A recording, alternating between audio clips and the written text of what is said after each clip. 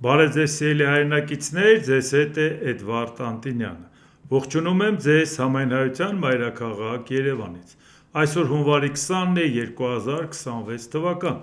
Կխոսենք աշխարհաքաղաքական, տարածաշրջանային, ներպետական, ուշագրավ թեմաներից, որոնք կներկայացնեմ իմ մեկնաբանությամբ։ Իդեպ ասեմ, որ վաղը այս ձևաչափով չենք կարող հանդիպել, որովհետև մյուս աչքից վիրահատության համար արդեն պլանավորել ենք, մյուս օրը արդեն կհանդիպենք, ոնց որ այս անգամ եղավ,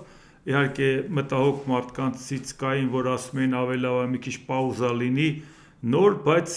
հարգելով իրենց մտահոգությունը, այնուամենայնիվ վերականգնողական,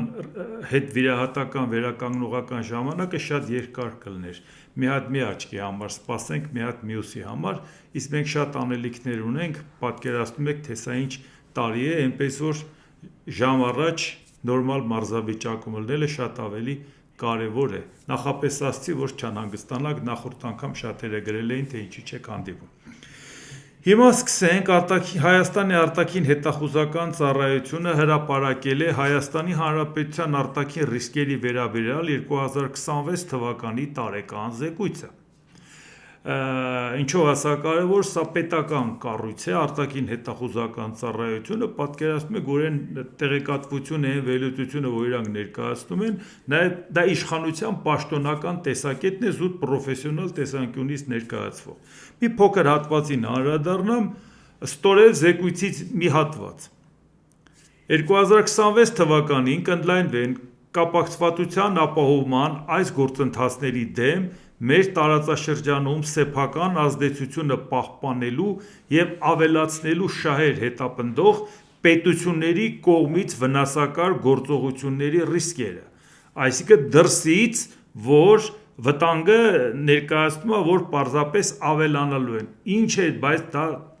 իսկ թվարկման մեջ, իսկ Ադրբեջանի և այլ դերակատարների կողմից Հայաստանի ինքնիշխանությունը հարցականի տակ դնող կապակցվածության ծրագրերի իրականացմանը խոչընդոտող վնասակար խոսույթների ու հասկացությունների հետևողական կիրառությունը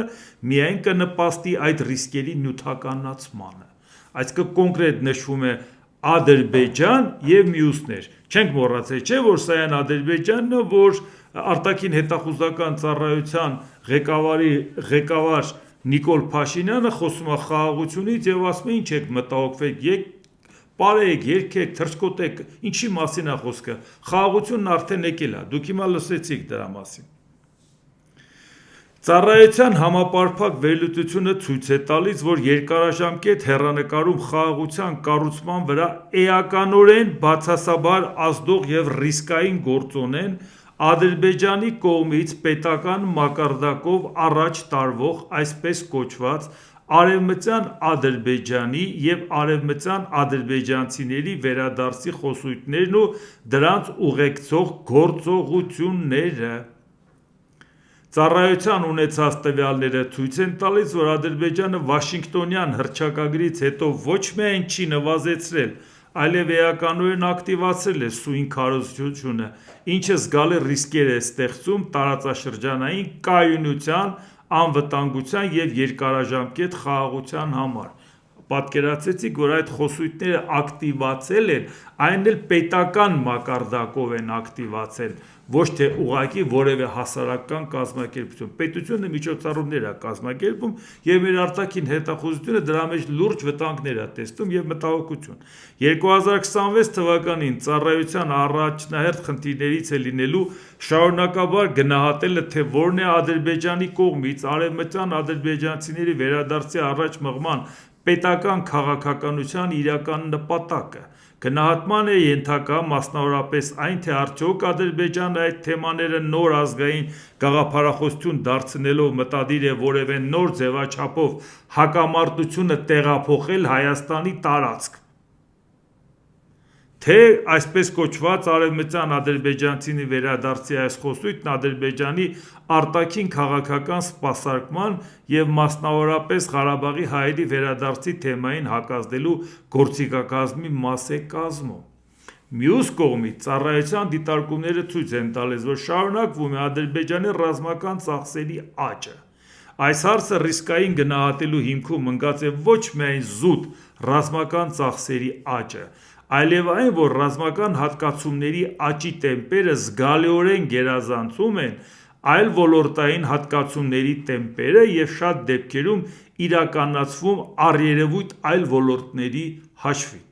Հիմա արտաքին հետախուզության ծառայության զեկույցի մեջ նշված այդ կետերը, որը ասեցի, դրա մասին մենք նոր ենք խոսել, պարբերաբար չենք խոսել, և այս ամեն ինչի հավանական բոլոր վտանգներն ու ռիսկերը, որ ասել ենք, շատ-շատերը Նիկոլա Պաշտներն ասում են, դե հասկացանք էլի, մի դրական բան չեք տեսնում էլի, այ մարդը ինչ ա եղել, խաղաղություն է այս մարդը բերել, դուք ինչ-որ ռիսկերից եք խոսում, հիմա ես եմ խոսում, պետական կառույցը, որը որ ստանում է հարկատուները հաշվին փող, հսկայական ապարատ ա պահում, աշխատակազմ ա պահում,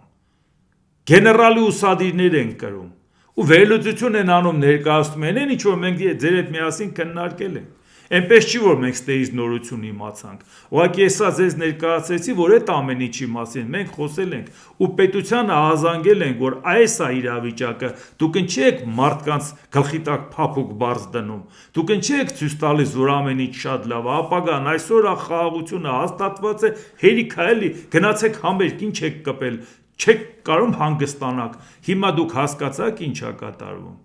այն ծառայությունը, որը կոչված է այդ ամեն ինչը բացահայտելու, ինչ որտեղ կանխարգելելու, այդ ծառայությունը իր մտահոգությունը հայտնեց, դուք էլ լսեցիք,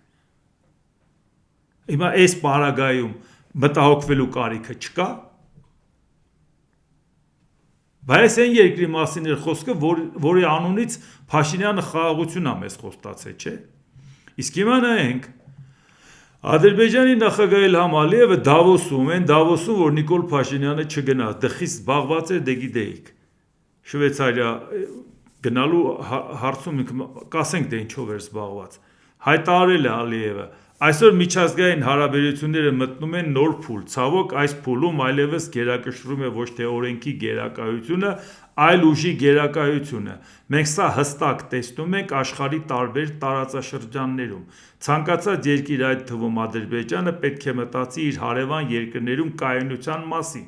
Ադրբեջանի հետ կապված մենք չունենք որևէ պոտենցիալ ռիսկ երկրի ներսում, այսինքն երկրի ներսում անկայունության որևէ պրոբլեմ Ալիևը չունի, նա հանկարծ ցանկանում է, որ չլինի, որ դրսում անկայունություն հանկարծ չլինի, որի պատճառով երկրի ներսում էլ անկայունություն առաջանա, բոլոր պոտենցիալ ռիսկերը հնարավոր են դրսից, մենք մտահոգված էինք Իրանում տիրող անկայունությունից և մեզ համար կայունությունը, կանխատեսելիությունը և խաղաղությունը տարածաշրջանում շատ կարևոր է մեզ համար, ասել է Ադրբեջանի նախագահը, այսինքն իր պաշտոնին որևէ վտանգ չի սպառնում երկրի ներսում, եթե երկրի դրսում պրոբլեմ չկա, ինքը հաղթել է, Նիկոլ Փաշինյանն ասեց պատերազմ կարայինք չանեինք, բայց արեցինք, որ պարտվենք, որպեսզի հաղթողի դափնեպսակը դրվի գլխին Ալիևի, դե հաղթել է մարդը, իր ժողովրդին ասի, բա ինչ եք ուզում, հաղթանակ բերեցի, քանի տարի ուզեմ կմնամ, բա պրոբլեմը ինչու՞մ է կայանում, հանկարծ դրսում անկայունություն չլինի, հանկարծ դրսում չգան այն ուժերը իշխանության Հայաստանում, որոնք կարող է ասեն, բայց մենք համաձայն չենք այն ինչ որ Ալիևը պարտադրել է Նիկոլ Փաշինյանը, կամ էլ եթե չի էլ պարտադրել, լավ էլ հոժարակամ Նիկոլ Փաշինյանը Ալիևի ասածն արել է, այսինքն ինքը շահագրգռված է, որ Հայաստանում կայունություն լինի, իսկ այդ կայունության խորհրդանիշը իր համար Փաշինյանն է, որ ինչ ուզես կվերցնես, ինչ ուզես կպայմանավորվես, ու չմտածեք, որ դա հենց այնպես է ասվում, պարբերաբար դրա մասին խոսել ենք, հիմա Ալիևը պարզաբանում է անում, որ տեսեք, թե ինչ հարցով է Փաշինյանն իրան օգնում, Իլհամ Ալիև, միանգամայն պարզ է, որ Ադրբեջանի նկատմամբ այս կողմնակալ դիրքորոշումը ստեղծում է հատուկ լոբիստական խմբերի, հատուկ ուժերի կողմից, որոնք չեն կարող ընդունել Ադրբեջանի անկախ քաղաքականությունը, ահա թե ինչու մենք տարիներ շարունակ չենք համագործակցում Եվրախորհրդարանի կամ Եվրոպայի խորհրդի խորհրդարանական վեհաժողովի հետ, մենք համագործակցում ենք Եվրոպական հանձնաժողովի հետ, դե նկատի ունի կառավարության, էլի, այլ կերպ ասած, և դա մեզ համար բավարար է, բայց ես կարծում եմ, որ Եվրոպական խորհրդարանն իրեն շատ անհարմար դրության մեջ է դնում, մեզ մեղադրելով այնպիսի բաների մեջ, որոնք մենք երբեք չենք արել, այդ թվում այսպես կոչված ագրեսիվ դիրքորոշման մեջ Հայաստանի նկատմամբ, Եվրախորհրդարանը մեղադրում է Ադրբեջանին ագրեսիվ դիրքորոշման մեջ, մինչդեռ Հայաստանն ինքն է կարևորում իր հարաբերությունները Ադրբեջանի հետ։ Պարզ է ժողովուրդ ջան։ Նիկոլ Փաշինյանը պարբերաբար, որ ասում է շնորհակալ եմ Ալիևին, շնորհակալ եմ, այդ ասում է, որ Ալիևը արտասահմանում ներկայացնի, ասի ժողովուրդ ջան, դուք մեզանից ինչ եք ուզում։ Այն երկրի նկատմամբ, որի հետ կապված դուք կարծում եք, ես ագրեսիվ քաղաքականություն եմ վարում, այդ երկրի վարչապետը Բալուսախարը ցերեգը ճաշին մեկ էլ իրի գունա շնորհակալություն է հայտնում Ալիևին։ Հիմա շարունակությունը։ Հետևաբար ես հույս ունեմ, որ Եվրախորհրդարանի անդամները կգտնեն համարձակություն վերանայելու իրենց անարդար քաղաքականությունն Ադրբեջանի նկատմամբ։ Ասել է Ալիևը, պարզ է, չէ՞։ Սա մի քանի օր առաջ էլ ինչ էր ասում։ Ասում են մեզ մեղադրում են, որ մենք ենք փակել ճանապարհը Հայաստանի հետ, դրա համար 907 բանաձևը Ամերիկան չի վերանայում, որտեղ դեռ կոնգրեսը պետք է դա հաստատի, իհարկե ասել է Թրամփը, բայց դեռ կոնգրեսով պետք է անցնի եւ աշխատանք են տանում, կոնգրեսն ասում է բավարար չի, Ալիևը կանգնեց ասես մեզ մեղադրում են ճանապարհները փակելու մեջ, բայց մենք տեսեք Նիկոլ Փաշինյանը շնորհակալություն է հայտնում, որ մենք ճանապարհը բացել ենք եւ իրանք ապրանք են ստացել։ Չեմ հասկանում, այսքանից հետո ել ինչի եք դուք դժգոհ մեզանից։ Այսինքն փաստորեն ստացվում է ում ճանապարհը փակել ենք ինքը մեզ շնորհակալ է, բայց դուք ում անունից եք մեզ քննադատում։ Դուք հասկացաք, չէ՞ ինչով ազբաղված Նիկոլ Փաշինյանը։ Բարդ է այդքան, հիմա նայեցիք, չէ՞։ Բայց եթե իր արտաքին հետախուզության ծառայությունը նման մտահոգություն է հայտնում, Ալիևն էլ ասում է պետք է զինվել, իսկ Հայաստանի վարչապետն ասում է խաղաղություն ենք բերել, ինչ զինվենք։ Մենք պետք է ռազմական ծախսերը պակասացնենք։ Մոռացաք, բայց ասում են, բան չի պակասացնենք, ասում է, որտեվ խաղաղություն ենք բերել։ Բայց զեկույցը հետ չես կարդացել, իսկ հիմա նայենք Նիկոլ Փաշինյանին, հիմա ենթադրենք Դավոսով մեր պատվիրակությանը հարց տան, ասեն, բա Փաշինյանն ինչի՞ չեկավ։ Վարչապետ էր գար, այսքան առաջի դեմքեր գալիս են, հազարով մի հարցեր են քննարկում, բայց այսօր ինքը արդեն տեսաուղերձով հայտարարություն արել, որպեսզի այտենց հարց չառաջանա, մարդիկ մտնեն նայեն, իմանան մարդը ինչով է զբաղված։ Վարչապետ Նիկոլ Փաշինյանը տեսաուղերձի միջոցով հայտարարել է. Հունվարի 30-ի միջոցառման տեղերը սպառվեցին։ Այդ հիշում եք այդ որտեղ, որ մի հատ մուսկամանդ է հավաքել, ինքն էլ այդտեղ թմբուկն է խփում, այնտեղ պետք է համերգ կազմակերպեն եւ պարահանդես են կազմակերպում, այսպես ասած, հիմա կարդանք։ Ստիպված ենք դադարեցնել գրանցումները, որովհետև այս պահին գրանցումների թիվը մեր ակնկալածից 7 անգամ ավելի է եւ մենք ի սկզբանե պլանավորած դահլիճը փոխել ենք։ Տենեմ եք մարդու պարապլնելու աստիճանը, ժողովուրդ ջան, դահլիճն էլ է փոխել։ Մարդիկ շատ են ցանկացել գանտենան, թե Փաշինյանը ոնց է դմդմբացնում։ Բայց ամեն դեպքում ճիշտ ենք համարում դադարեցնել գրանցումը, որովհետև դեռ հարց է, ինչպես պետք է նման թվով մասնակից ունեցող միջոցառում կազմակերպել։ Էլ չասեմ, որ հոգեբանորեն գոնե ես պատրաստ չէի այդ ժանրում հանդես գալ այդքան մարդկանց ներկայությամբ։ Մթամթե ուզում ասի, որ մթա վարչապետ աշխատում ես, հոգեբանորեն պատրաստ է իրա, ուզում է իր այդ աթոռը, բայց դու էսա 8 տարի է դու պատրաստ ես դրա, զարմացել ես, որ դմդմբացնելը կարող է հոգեբանորեն պատրաստ չես, հա։ Բայց դա իրական չէ, ասել ենք անպայման կանենք, ուղղակի այս պահին դահլիճային ֆիզիկական հնարավորությունները սահմանափակ են։ Փաշինյանը նաև խոստացել է, որ միջոցառումը լավ անցնելու պարագայում կշարունակեն այս շարքը ոչ միայն Երևանում, այլև մարզերում։ Իսկ սա ինչին է վերաբերում, որ մարդիկ հասկանան, օրերս վարչապետ Նիկոլ Փաշինյանը հայտնել էր, որ քաղաքացիներին հրավիրում է պարահրապարակ։ Ժողովուրդ, վերև Դավոսի հետ կապված լսեցինք եւ այս լսեցինք։ Հիմա ես չեմ կարող հասկանամ, այս անլրջության իմաստը որն է։ Լավ կարաս անլուրջ լես, դու ձեր տանը, բայց պարտադիր է ամբողջ աշխարհում անլուրջ լնես։ Իսկ հիմա նայենք նաև Ռուսաստանից արձագանք Սերգեյ Լավրովի, որ ինչ է ասում արտգործնախարարը։ Ես Արարատ Միրզոյանի հետ շատ եմ քննարկել Հայաստանի համագործակցությունը Եվրամիության հետ, դա անհնարին է համատեղել ԵԱՏՄ-ի հետ, որովհետև Բրյուսելն ուզում է փոխի Հայաստանի իրավական ակտերի բազան եւ համապատասխանեցնի իր հետ, որոնք ներառում են նաև հակառուսական պատժամիջոցների կիրառումը։ Վերջերս ստորագրվել է Հայաստանի և Եվրամիության միջև նոր մարտավարական օրակարգը, որում ամրագրված է, որ պետք է կոորդինացնել և տնտեսական, և առևտրային, և քաղաքական ոլորտներում։ Հայաստանին առաջարկվում է վիզաների ազատականացման ռեժիմ։ Սակայն, իդեպ ասեմ, վիզաների ազատականացման ռեժիմը գնալու է բախվի մի կետի, դեռ դա ժամանակ է անցնելու, այդ բանակցություններ վարելը դեռ չի նշանակում հարցը լուծել։ Գալու է մի պահ, որ այս ազատությամբ, որ Ռուսաստանից գալիս են Հայաստան, և այդ ազատությամբ, որ Հայաստանից գնան Ռուսաստան, չեն անելու դա։ Եթե դու դեռ սահմանափակում չմտցնես Ռուսաստանի հետ, դու պարզապես չես կարողանա ազատ տեղաշարժ ունենաս Եվրոպայի հետ։ Կգան կհասնի մի վիճակի, ոնց որ Վրաստանին ասին վերջ, կողմնորոշվի։ Եթե Ռուսաստանի հետ ես վիզաների ազատականացումը մոռացի։ Իսկ այս նույն բանը մեզ հիշեցնում է Լավրովը, որ դու չես կարա դա անես։ Այսինքն եթե դու մեր հետ այդքան ազատ ես, նրանց հետ չես կարա ազատացնես։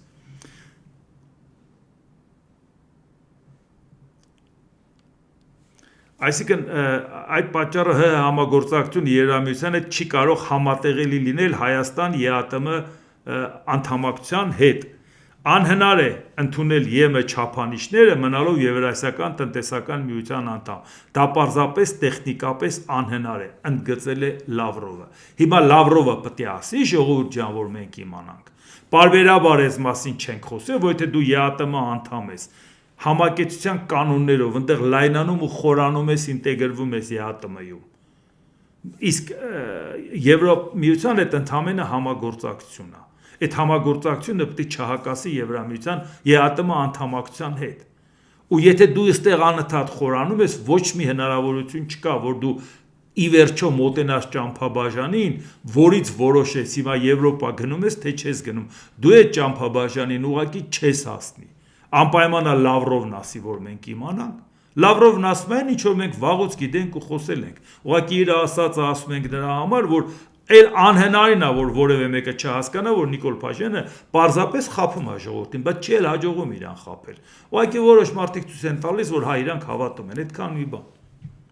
Իսկ հիմա նայենք այն լարվածությունը, որը առաջանում է նաև Գրենլանդիայի հետ կապված Եվրոպա-Ամերիկա առճակատումը, որը նաև ուրիշ հարցերին էլ անդրադառնում։ Ֆրանսիայի նախագահ Էմանուել Մակրոնը հրաժարվել է ընդունել ԱՄՆ նախագահ Դոնալդ Թրամփի հրավերը միանալու նորաստեղծ խաղաղության խորհրդին։ Դե Գազայի հետ կապված հիշում եք, այս վերջի օրերին մի քանի անգամ դրան անդրադարձել ենք։ Մակրոնը կարծում է, որ նոր կազմակերպության կանոնադրությունը գերազանցում է Գազայի հատվածին վերաբերվող հարցերը, ինչը լուրջ մտահոգություններ է առաջացնում Փարիզում։ Ֆրանսիան հատկապես մտահոգված է ՄԱԿ-ի սկզբունքներին և ինստիտուցիոնալ նորմերին հետևելու հարցով, որոնք ըստ Ֆրանսիայի քննարկման ենթակա չեն։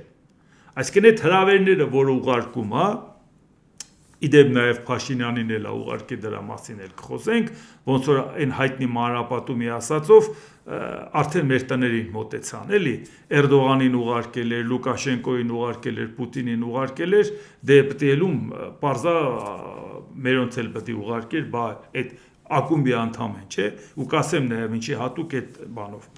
Մի լրագրողի հարցին, թե ԱՄՆ նախագահն ինչ է մտածում այն մասին, որ Ֆրանսիայի նախագահ Էմանուել Մակրոնը չի միանալու Գազայի հարցով խաղաղության խորհրդին, Դոնալդ Թրամփը հայտարարել է. Նա ոչ մեկին պետք չի, որովհետև շուտով կհեռանա պաշտոնից։ Դա խնդիր չէ։ Եթե Մակրոնը դիմադրի, ես կսահմանեմ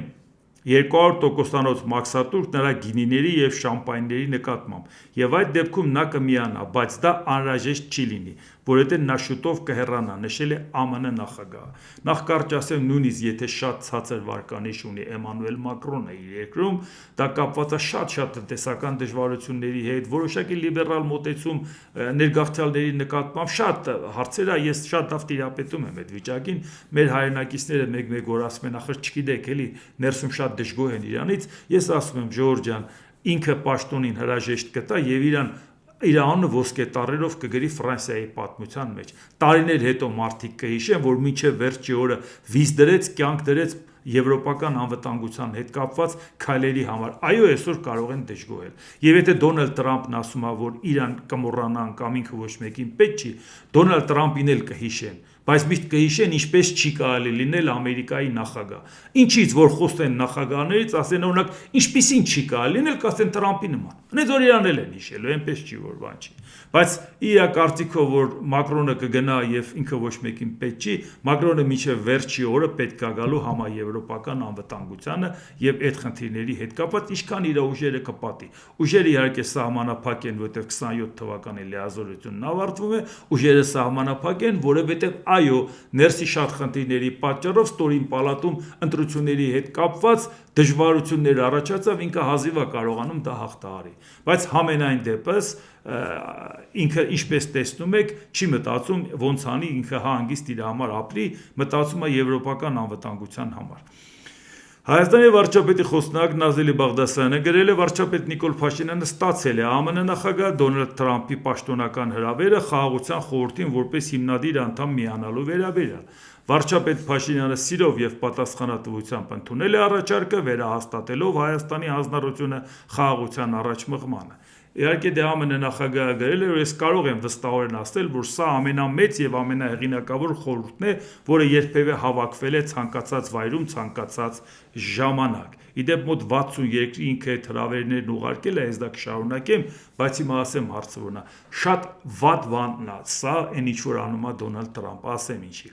Ինքը անում է մի հատ առաջարկություն, որից հնարավոր չէ հրաժարվել։ Օրինակ, եթե ինձ հարցնեք, իսկ Նիկոլ Փաշինյանը որ հրաժարվել է, ճիշտ է թե սխալ, ինքը չէր կարող չհամաձայնվել։ Այսինքն ոնց էր մերժելու Դոնալդ Տրամփին։ Բայց շատ վատ է, որ Դոնալդ Տրամփը տենց փաստի առաջա կանգնացնում պետություններին, որոնց անում է առաջարկություն, որից հնարավոր չի հրաժարվել, որովհետև մանավանդ տեսնում եք Եվրոպան դժգոհ է Տրամփի քայլերից, եւ Եվրոպան հրաժարվում է, շատ դեպքերում ասում են, ես ինչ ես անում։ Առավել եւս, որ ինչ է անում հիմա Դոնալդ Տրամփը, դա էլ հասկանանք։ Մենք մտածում ենք, որ ուկրաինական պատերազմից հետո կլինի նոր աշխարհակարգ։ Քանի որ իրան սպառել է Միավորած ազգերի կազմակերպությունը, կմտածեն բարեփոխումների մասին,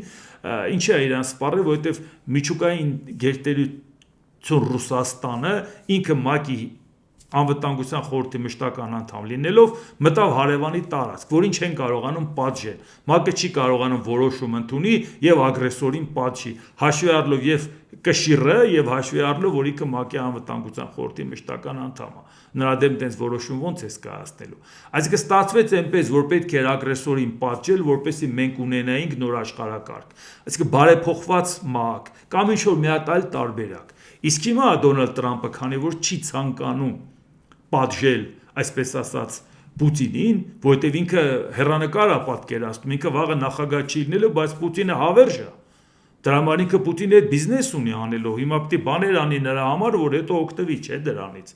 Եվ այդ պարագայում ինքը ինչ է ուզում, հիմա ինքը այլընտրանքային ՄԱԿ է ստեղծում։ Այսինքն նոր աշխարհակարգի հարցը չլուծած ուկրաինական պատերազմի, այլընտրանքային ՄԱԿ է ստեղծում։ Եկեք հավաքվենք ինձ հետ, եկեք ով որ կհամաձայնվի ինձ հետ կմիանա, ես կասեմ, այ մենք սրանցով հիմա բերում ենք կոնֆլիկտներն ենք աշխարհում կարգավորում, ես ենք անում, մեկը ՄԱԿ-ը իրանից բան չի ներկայացնում։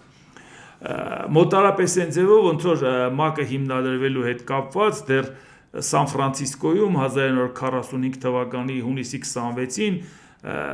հակահիտլերյան կոալիցիայի 50 պետություն ստորագրեց կանոնադրությունը ստորագրեցին ՄԱԿ-ի,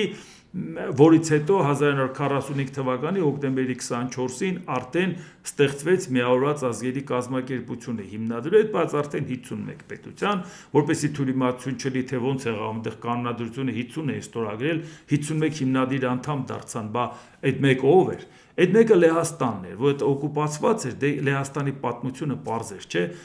Գերմանիան 39 թվականի սեպտեմբերի 1-ին այս կողմից մտավ, 39 թվականի սեպտեմբերի 17-ին էլ Խորհրդային Միությունն էլ այն կողմից մտավ, հետո դառան հարևան, հետո Գերմանիան առաջ եկավ, հետո Խորհրդային Միությունն առաջ եկավ, մի խոսքով նոր կառավարություն, որպես այդպիսի նրա լիազորությունը ճանաչված չէր, որպեսզի նա ում անունից ով գար ստորագրեր։ Եվ դրա համար հոկտեմբերի ներողություն հունիսի 26-ին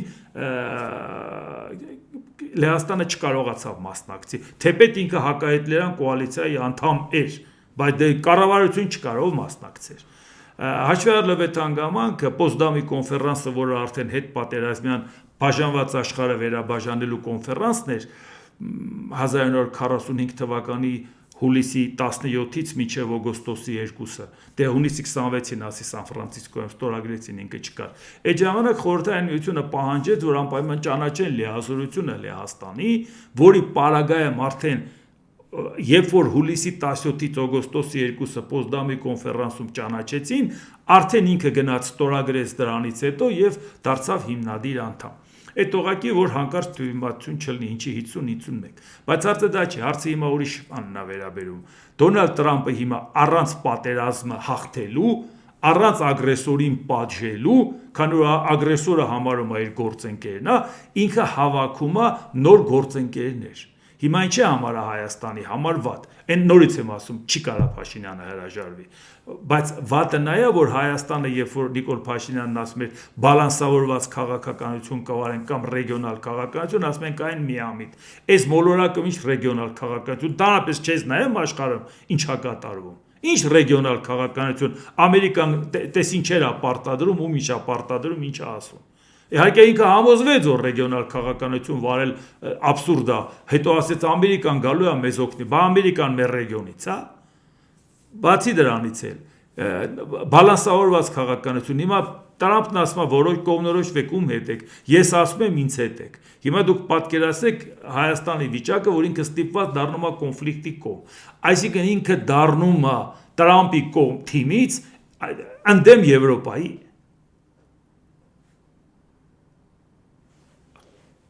Այսինքն սա մեր ընտրությունը չի, Էսեն դեպքը չի, որ ես ասեմ Նիկոլ Փաշինյանը սխալ արեց, այդ դրա պատճառով մենք փաստի առաջ կանգնեցինք։ Նիկոլ Փաշինյանը ուղղակի ընդհանրապես ոչի բան չի հասկանում արտաքին քաղաքականությունից, բայց այս պարագայում իրան պարտադրված ուղղակի ինքը մի բան է սխալանում, որ իրան թվում է, թե ինքը կարող է անհամատեղելին համատեղել։ Բալանսավորված քաղաքականություն, դե բալանսավորի։ Մակրոնն ասում է չեմ մասնակցում, Տրամպն ասում է հրավիրում եմ, դու էլ ասում ես մասնակցում եմ։ Դե հիմա Ֆրանսիայի հետ բալանսավորի։ Դե հետ ենք ասում, որ միշտ բալանսավորել չի լինի, էլի ժողովուրդ ջան։ Իսրայելի վարչապետ Բենյամին Նեթանյահուն հայտարարել է, որ Գազայում թուրք կամ կատարցի զինվորներ չեն լինի, նշելով, որ Իսրայելը վեճ ունի Միացյալ Նահանգների հետ այս հարցի շուրջ, որովհետև Թուրքիային էլ է նամակով դիմել, չէ, Դոնալդ Տրամպը, որ մասնակցի։ Նեթանյահուն այս հայտարարություններն արել է ԱՄՆ նախագահ Դոնալդ Տրամպի կողմից Գազայի խաղաղության խորհուրդ ստեղծելու մասին վերջերս արված հայտարարությունից հետո, որի մեջ մտնում են Թուրքիայի եւ Կատարի ներկայացուցիչներ։ Այսինքն Նեթանյահուն կատեգորիկ կերպով ասում է, թուրքերը չեն ելնելու։ Տրամպը խոստացել է, չի խոստացել, ինձ չի հետաքրքրում։ Կարա չէ ինքը իրան թույլ տա, չնայած պարբերաբար Դոնալդ Տրամպը ցույց է տալի Նեթանյահուին, որ հանկարծ չմտածես, որ ես շատ կստորադասեմ Թուրքիայի շահերը, բայց ինչպես տեսնում եք, արդեն Նեթանյահուն իրան իրավունք է վերապահում, կատեգորիկ ձևով ասի, որ չի ելնելու դա։ Այսինքն եթե խոստացել ես, այդ քո խնդիրն է։ Բայց ինչի է Նեթանյահուն այդպես կարա իրան թույլ տա, որտեղ արդեն հասկանում է, որ ձև չկա, պետք է արդեն այդպես իրան թույլ տա։ Այսինքն մի քիչ է փակագծեր բացեն, էլի, ով է այս մոլորակի իրական տերը։ Եթե Դոնալդ Տրամպը տենց էլ չի կողմնորոշվել, որ ինքն է, ուրեմն տերեր պարբերաբար հայտնվում են։ Եվրոպական կառավարությունները զգուշորեն են արձագանքել ԱՄՆ նախագահ Դոնալդ Տրամպի հրավերին միանալու իր խաղաղության խորհրդի նախաձեռնությանը, որն ուղղված է ամբողջ աշխարհում հակամարտությունների լուծմանը։ Այս ծրագիրը կարող է վնասել միավորած ազգերի կազմակերպության աշխատանքին, միայն Հունգարիան, որի առաջնորդը Տրամպի մտերիմ դաշնակիցն է, անվերապահորեն ընդունել է հրավերը, որոնք ուղարկվել են մոտ 60 երկրների։ Այսինքն պատահական չի, որ ասի ՄԱԿ-ը 51 երկրի մասին էր խոսքը, բայց այնտեղ պատերազմ էր, ագրեսոր է պատժել, ագրեսորին կապիտուլյացիա է պարտադրել, Ժորժան համեմատելու է այսօր։ Ինքը քանի որ ասինքն այն մեծ մասշտաբի խնդիրը չի լուծել, փոքր մասշտաբով, իդեպ հավատացնում եմ ձեզ, եթե Դոնալդ Տրամպը այս մի հատ նես շինծու մտածածին բան է, այս Գազայի այդպես խորհուրդ ստեղծելը, խաղաղության խորհուրդ ստեղծելը։ Հավատացնում եմ ձեզ նույն հաջողությամբ Դոնալդ Տրամպը կարող էր այդ 60 երկրների նամակ գրել, ասել հրավիրում եմ ձեզ ասֆալտի վրա կավիճով ծաղիկ նկարել։ Պարզապես մարդիկ կգրեին, որ սիրով ընդունում ենք ձեր առաջարկը, մենակ ասեք կավիճը մենք պետք է բերենք, թե տեղում դուք կտաք։ Վերջ, էսա բացարձակ էս Գազայի խորհուրդը մի հատ մեծագույն փուչիկ է, մեծ փուչիկ, շատ մեծ փուչիկ, որը մենակ կարա փչի Դոնալդ Տրամպը կարծելով, որ մարդկանց մոտ դա լուրջ կընդունվի։ Ինչ է ընդունվելու։ Ինչ Գազայի խորհուրդ, ինչի մասին է խոսքը։ ԱՄՆ նախագահ Դոնալդ Տրամպը գրել է. «Ես շատ լավ զրույց ունեցա ՆԱՏՕ-ի գլխավոր քարտուղար Մարկ Ռյուտեի հետ Գրենլանդիայի վերաբերյալ։ Ես համաձայնեցի հանդիպել բոլոր կողմերի հետ Դավոսում։ Դե ասում ենք, որ Դավոսը հիմնական խնդիրը առաջանալու թե Ուկրաինայի հետ կապված, թե Գրենլանդիայի հետ կապված, դա էր հարցը, որ շատ ամբողջ ուշադրությունը կենտրոնանալու էր Թրամփի եւ նրա թիմի արած քայլերի եւ կոնտր քայլերի նրա դեմ։ Դրա համար է ասում առնվազն աբսուրդ է, որ դրան ոնց որ չգնա Նիկոլ Փաշինյանը մասնակցի, ասի Հայաստանն էլ որպես պետություն այս թեմաների մեջ կա, մի հատ հասկանանք, այս մոլորակի գլուխը ինչ է գալու։ Հա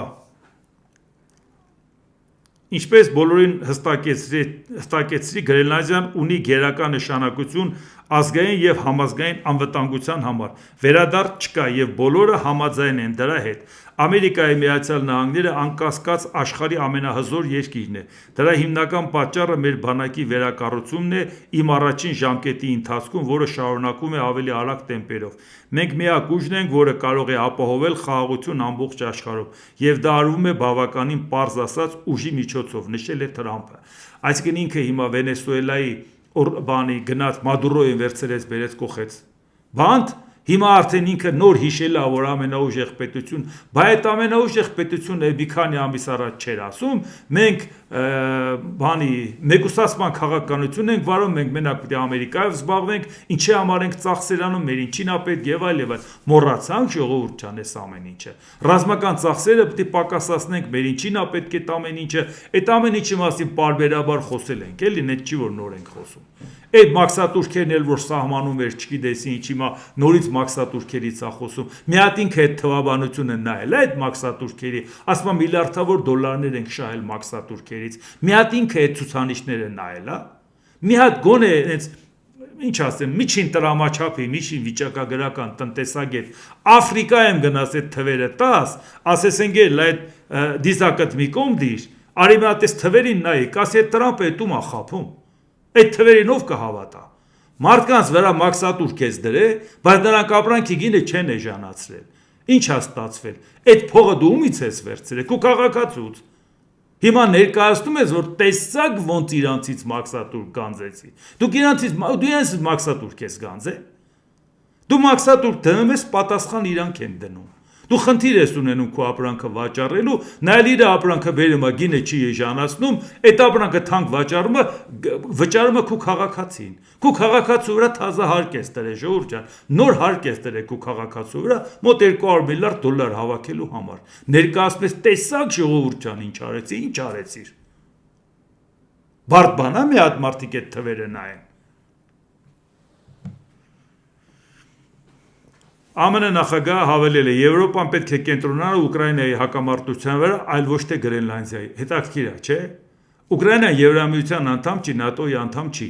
Իրանք կանգնել են Ուկրաինայի թիկունքին, որովհետև ասում են չի կարելի ագրեսիայով գնալ տարածք վերցնել։ Եվրոպական պետությունն է, այդ պետությունը դա մեր հարևանն է, ինչ է կանում։ Իսկ հիմա ինքը ասում է, չէ, ժողովուրդ ջան, դուք կենտրոնացեք Ուկրաինայի վրա, բայց Գրենլանդիան դա Եվրամիության տարածք է։ Դանիայի տարածքն է, ասում է դրա մասին մի մտածեք, այդ ես վերցնեմ, դուք Ուկրաինայով մտածեք։ Ավելի աբսուրդ բան պատկերացնում եք։ Եվրահանձնաժողովի նախագահ Ուրսուլա ֆոն դեր Լեյենը Դավոսում համաշխարհային տնտեսական ֆորումում ունեցած ելույթի ժամանակ հայտարարել է. Եթե Դոնալդ Թրամփը շարունակի 8 եվրոպական երկրների նկատմամբ 10% մաքսատուրքեր սահմանել Գրենլանդիայի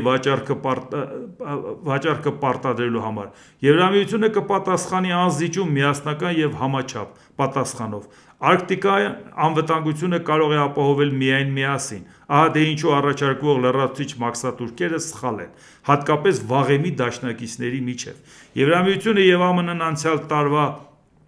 հուլիսին համաձայնության են եկել առևտրային համաձայնագրի շուրջ եւ քաղաքականության մեջ, ինչպես բիզնեսում գործարքը գործարք է։ Եվ եթե ընկերը ընկերները ձեռք են սեղմում, դա պետք է ինչ-որ բան նշանակի, հավելել է ֆոն դեր Լեյենը։ Իրար է դստել թուղթ են ստորագրել, հիմա պատկերացնում եք ամբողջ աշխարհի առաջ այս կնիկ կկանգնում ասма խոստումիցը թռել է, ընկեր, սենց ոնց կլինի։ Բա ձեռք ենք սեղմե, բան ենք պայմանավորվել, դրանից հետո ուրեմն ինչ որ ուզես, պետք է այդ պայմանը փոխես։ Մեծ վտանգավոր անկման պարույրի մեջ գցելը միայն կօգնի հակառակորդներին, որոնք մենք երկուստ էլ այդքան հանձնառու ենք մեր ռազմավարական միջավայրից դուրս պահել։ Իհարկե ինչ էր հարցը, Դոնալդ Տրամպը փորձեց ճնշի Ուկրաինային, տեսավ չստացվեց, Եվրոպան թիկունքին կանգնեց, ինքը փորձեց օգնել Ռուսաստանին, բայց հասկացավ իր երկրի ներսում էլ խնդիրներ ունենում, թե այս ինչով է զբաղված, հասկացավ, որ դեմը ընտրություններա պրոբլեմ կունենա, հիմա ասեց բերեք Գրենլանդիան, ուզեմ ասեմ ժողովուրդ ջան, ամերիկացիներ ջան, ձեզ տարածք եմ կպցնում, ուրախ չեք, ասեն հա ուրախ ենք, գնայինքը, այդ ընթացքում այդ առիթն օգտագործի ՆԱՏՕ-ն փլուզի, առիթն օգտագործի Եվրոպայի թիկունքին չկանգնի, չլինեն գործընկեր, որ Ռուսաստանը հաղթի։ Բայց ներկայացնի, որ ինքը ընտրող ջան, այս քո համար եմ պայքարում, բայց ես զարմանում եմ, կարող է մի հատ ընտրողալի, որ այդ բանը չհասկանա։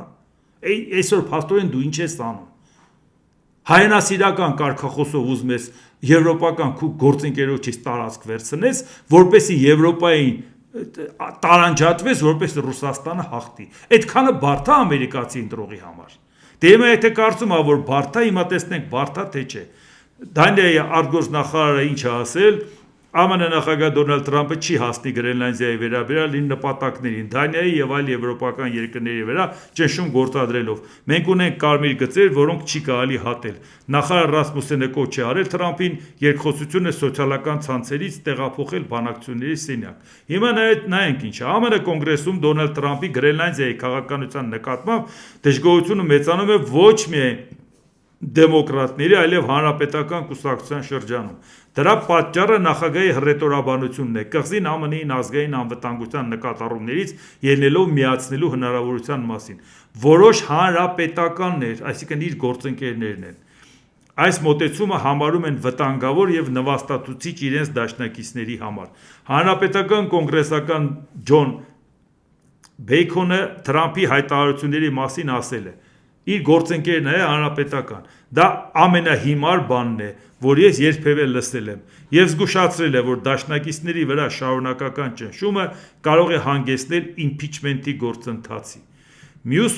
օրենսդիրները նշում են, որ Արկտիկայում ԱՄՆ ռազմական ներկայության ամրապնդումը կարող է հանգիստ քննարկվել գործընկերների հետ առանց սպառնալիքների դիմելու։ Կոնգրեսն արդեն քննարկում է հնարավոր ռազմական լուծումը խոչընդոտելու օրենսդրական քայլերը։ Երկկուսակցական իմիջայլոց։ Հանրապետական սենատոր էլի իր կուսակիցն է Թոմ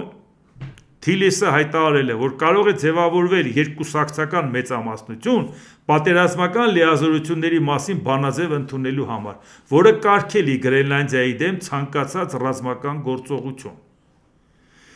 Հանրապետական սենատոր նորից իր գործընկերը Լիզա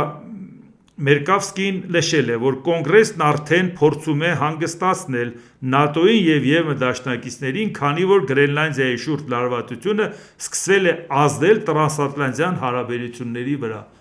Տեսեք, որ մարդիկ կանգնում են եւ ասում են, «Էս ինչա քո արածը», եւ ասում են իր գործընկերները, արդեն հասկանում են, որ այս մարդը Ամերիկայի Միացյալ Նահանգների շատ ծանր հարված է հասցնում։ Եվ այդ ծանր հարվածը միայն անձնական շահագրգռվածության համար է։ Ռուսաստանին օգնել, որպեսի առաջինը կարող է այդ կոմպրոմատները ուղղակի կոկորդին կանգնած, որը Պուտինը ունի, եւ երկրորդ ինքը գիտի, որ եթե Պուտինը հիմա պարտվեց, տապալվելու է, կհոշոտեն Պուտինին։ Եթե Պուտինը հաղթեց, Պուտինը մնալու է, ինքը չի լինի նախագահ, Պուտինի հետ բիզնեսը կշարունակի, կասի, բա այդքան բան եմ քո համար արել։ Պարզ չի դա այդքան, չեմ կարծում, որ որևէ մեկին դա պարզ չի։ Հիմա այդ ամեն ինչից տուժում է մեր մոլորակը։ Համաեվրոպական քաղաքականությունը տեսեք ինչի առաջականգն է։ Եվ դրանից Լավրովն է առիթից օգտվում։ Ռուսաստանի ժեստերը է ստանում, բայց Ռուսաստանը հասկանում է, չէ, որ պետք է Եվրոպայի հետ լավը լինի։ Անմիջապես հենց Տրամփ դու ուզում ես սպասարկես Ռուսաստանի շահերը, Ռուսաստանն ասում է, դե արի Եվրոպայի հետ լավ լինենք, որտեղ Եվրոպան պետք է կանգնի ասի, բա եթե դու ուզում ես մենք Ռուսաստանի հետ լավ լինենք, բայց դու ով ես որ մտնես մեր տարածք։ Ոնց է որ այդ ամեն ինչի մասին չենք խոսել, հիմա Լավրովը նույնն է ասում, ժողովուրդ ջան, ուղղակի մենք Լավրովի բառերով այն ինչ որ քննարկել ենք, դրան անդրադառնում ենք։ Լավրովն ասում է, Ռուսաստանը կշարունակի առաջ մղել մեծ եվրասիական գործընկերության ձևավորման նախաձեռնությունը եւ ստեղծել հավասար եւ անբաժանելի անվտանգության համամայրցամաքային ճարտարապետություն Եվրասիայի համար, ժողովուրդ ջան, այդ Եվրասիայի վրա այդ եվրոպական երկրներն էլ են, չէ՞։ Այսինքն եկեք միասին ստեղծենք այս անվտանգության ճարտարապետությունը, որի մեջ Ամերիկան չի մտնում։ Իդեպ մեր Բելարուս ընկերների հետ միասին մենք առաջ ենք մղում 21-րդ դարում բազմազանության եւ բազմաբևեռության երկրամիության Եվրասիական խարտիայի մշակման նախաձեռնությունը, որը մենք հայտարարել ենք բաց Եվրասիական մայրցամաքի բոլոր պետությունների մասնակցության համար առանց բացառության։ Այսինքն չի հասցրել Ռուսաստանի շահերը սպասարկի, Ռուսաստանը լավ հասկանալով, որ Եվրոպայից հնչել են կարծիքներ, որ դե բերեք Ռուսաստանի հետ բանակցենք ինադու Թրամփի, իրանք էլ ասում են, հա, եկեք միանգամից անվտանգության հարցը լուծենք, այլ մենք մենոցով մեր հարցերը լուծենք, այլ մտամ Ամերիկան մեր հետ ինչ գործ ունի որ։ Այսինքն, եթե դու քո գործընկերներին հրաժարվում ես, ուզում ես քո գործընկերներին մատաղանես, այն ում համար ուզում ես մատաղանես, նա ասում է գործընկերներ ջան, եկեք միանանք Թրամփին անկյուն մղենք։ Լավ է որ գոնե Լավրովի ասածը տեղ կհասնի Ամերիկային։ Մեր ասածը, մեր քննարկածը մենք վաղուց այս մասին խոսել ենք, բայց կարող է իրանց լավ չհասնի։ Երևի Լավրովի ասածը տեղ կհասնի, որ բավական է դու եվրոպական քո գործընկերներին դավաճանես, անմիջապես հետները պայմանավորվելու է Ռուսաստանը, Չինաստանը, Հնդկաստանը, Իրանը։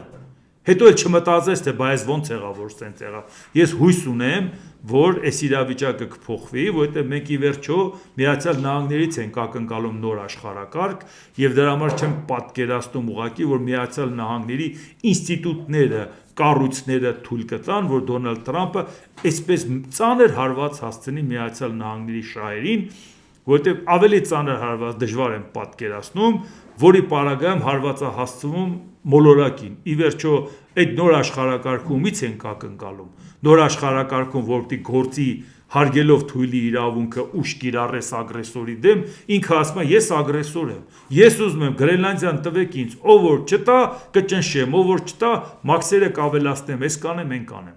Այնպես որ պատկերացեք, թե մեզ առաջիկայում ինչեր է սպասվում, երբ որ մոլորակի վիճակն է, ասենց մեր մոտ էլ դեմի ժողովուրդ ջան, եթե տեսնում եք, թե ովքեր են զբաղվելու այս խնդիրներով, արդեն ձեզ պարզ է, էլի, թե ինչքան խնդիրներ ունենք մենք։ Դե ինչ, այսօր այսքանը, եթե հավանեցիք, սեղմեք լայք կոճակը, բաժանորդագրվեք Էդվարդ Տանտինյան YouTube-յան ալիքին, սեղմեք զանգակ կոճակը, գրեք մեկնաբանություններ, գրեք հարցեր, դիտեք եւ դատեք ինքներդ։ Շնորհակալություն։